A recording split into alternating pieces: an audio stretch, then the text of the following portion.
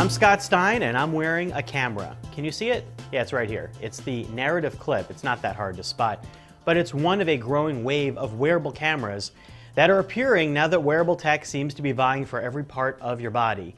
Narrative Clip is not alone. There are other products like the Autographer and Sony's life-logging camera concept that are all attempting to kind of do the same thing.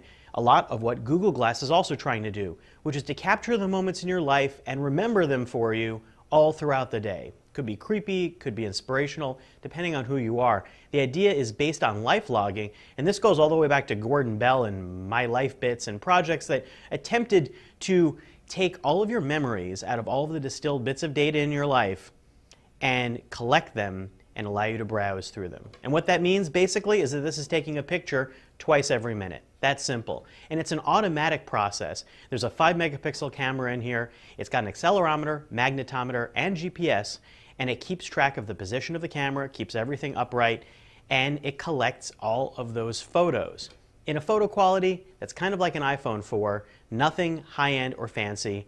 And if you want to take a manual photo, all you do is you double tap.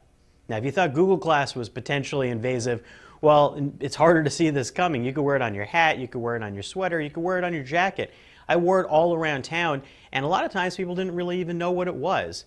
But the question was, could I actually capture a picture that would look like anything? Unlike Google Glass, where you can aim with a viewfinder, you're kind of on your own here. A little tilt up and down could be all the difference between looking at someone's face or shooting a picture of the clouds or your jacket. And it's pretty hit or miss. But that's kind of the idea, because first of all, you cannot pair the Narrative Clip with your phone. No, weirdly, surprisingly. It actually plugs into your computer with micro USB. You upload the photos to the cloud service that Narrative Clip offers, or locally to your hard drive. And then there is an app that your phone accesses that, if you're connected to that cloud service, pulls all the photos back down for you to browse. Kind of old-fashioned, also creates a bit of like a box of chocolates effect, because you don't know what you're going to get any day that you walk around outside. So if you're looking for something that's really an on-the-go camera, kind of like what Looksee and others provide, you're not going to get that here. It's not going to be like a GoPro where you're going to be able to shoot photos on vacation and know what you're looking at.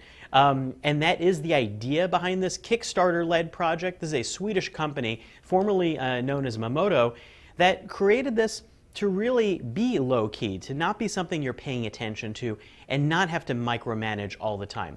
To its credit, I kept forgetting that I was wearing it. I'd walk around and people would say, "What is that on you?" And I go, "Oh yeah, I'm still wearing the camera." And that's the idea, to blend in and be invisible. But this is $279 for the privilege of being involved in the Narrative Clip's early days, which is a lot of money for a camera that doesn't really do anything that a lot of point-and-shoots at the same price would do, or fancier smartphone cameras. So that's also including a year of Narrative Clip cloud service, but once that runs out, it will cost $9 a month to use that service. So that's over $100 a year to keep using the service that makes Narrative Clip potentially interesting. You can just download those photos directly to your hard drive and upload them afterwards to Instagram or Flickr or wherever else you want to go, Facebook, but what's the point? Because the Narrative Clip service attempts to distill photos down to moments, and it claims that it does it by looking at lighting conditions, image sharpness, even facial recognition, and pulling out moments. But the moments are pretty random. Sometimes it could be a picture of a street, sometimes it could be your friend eating a donut, or it could just be a picture of a ceiling. Now, do you have to wear this all the time and keep recording everything? No. In fact, in the Narrative Reviewer's Guide and on their website, they recommend that you stop taking photographs at times when it doesn't seem appropriate. All you have to do that is put it face down where it automatically turns off, or you stick it in your pocket and it won't take pictures anymore. But I kept forgetting to take it off, so odds are you might end up wearing this anyhow wherever you might go.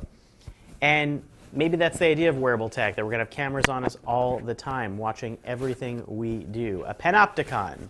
Hopefully not, but Narrative Clip is not going to be the last of its type out there in the wearable camera space. I'm Scott Stein, and that's a look at the Narrative Clip, available now.